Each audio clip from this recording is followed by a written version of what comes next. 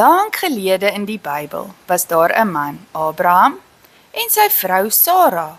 God het vir hulle 'n wonderlike belofte gemaak, maar dit het baie lank gevat om waar te word. Ai tog, waar is my bril nou weer? Ek kan niks sien nie. Oupa, dis op jou oë. O ja, miskien moet ek ophou dink, ek's nog jonk. Kom sit, Boetie, ek het 'n storie vir jou. Ek is reg, oupa. Vertel.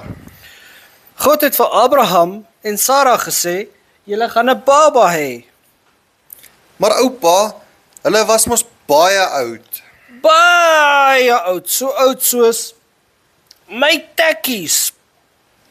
Terwyl jy kyk, maatjies, sê gou saam met my. God hou sy beloftes. Weer, God hou sy beloftes. Het dit dadelik gebeur?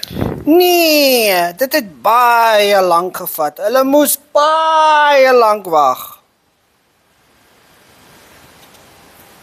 Maar God het nooit sy belofte vergeet nie.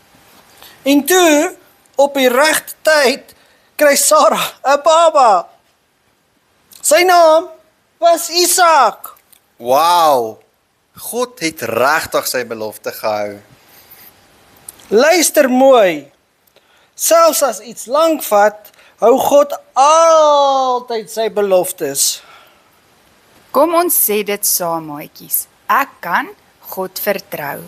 Weer, ek kan God vertrou.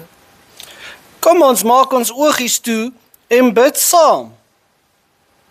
Here Jesus, dankie dat U altyd U beloftes hou. Help my om geduldig te wees en op U te vertrou, al moet ek wag.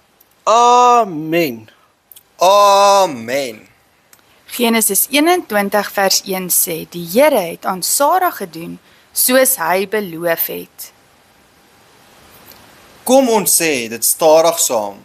Die Here het aan Sara gedoen, soos hy beloof het.